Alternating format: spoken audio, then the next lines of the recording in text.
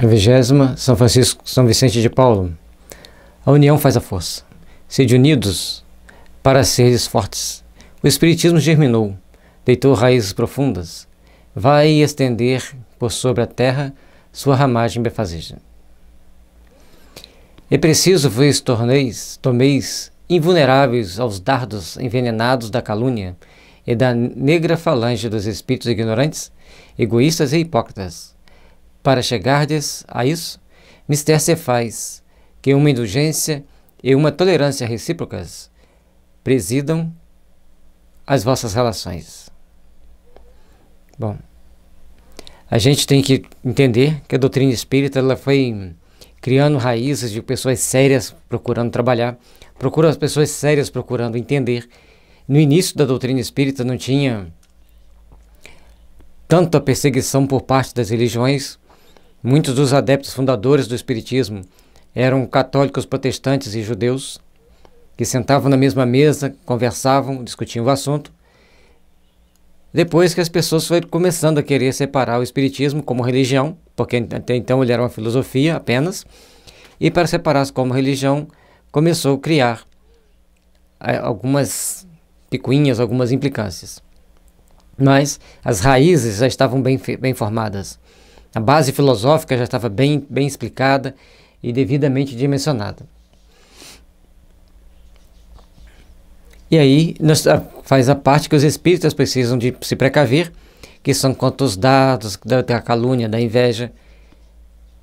E a gente tem que saber se defender desse tipo de pessoas e principalmente o cuidado que devemos ter com os espíritos ignorantes, egoístas e hipócritas, que sempre são aqueles que vêm para atacar. Muitas das vezes, os espíritos que vêm para o ataque, na atualidade, já são espíritos que já estão cansados de sofrer. Então, eles querem apenas começarem uma nova fase, começarem a caminhar, começarem a buscar, desfrutar as bênçãos de servir, as bênçãos de um despertar para a luz. Porque muitos deles, por ignorância, ficam presos no mundo espiritual as mesmas ideias que eles tinham antes, fazendo as mesmas coisas, frequentando as mesmas casas, o mesmo local de trabalho, até que ele vem então a despertar para novos entendimentos, para novas possibilidades.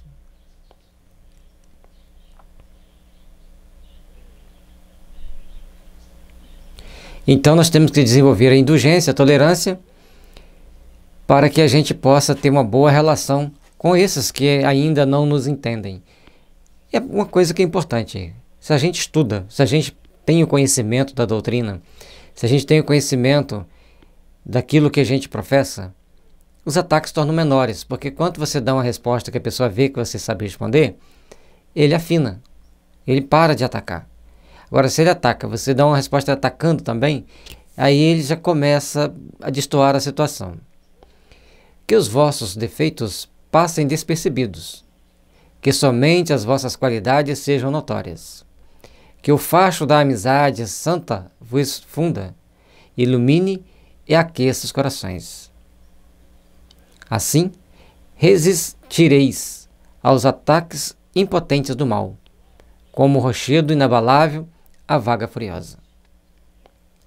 Saber nos defender dos ataques, conforme eu disse, é bem importante. É importante que a gente aprenda a dar a resposta para que eles desistem de nos atacar. Porque muitas das vezes o silêncio, simplesmente pelo silêncio, vai fazer com que eles ganhem mais força para os ataques que eles querem fazer. E à medida que a gente começa a interiorizar valores espirituais e já começa a criar naturalmente barreiras para que se evite determinados ataques.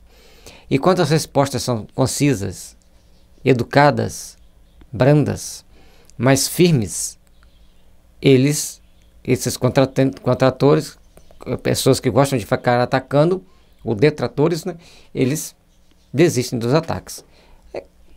Cada um de nós temos que nos preparar para sermos espíritas, estudando, silenciando na maioria das vezes e respondendo quando pode responder de forma educada, de forma sensata, para que as pessoas procurem desenvolver em si mesmos o respeito e o entendimento.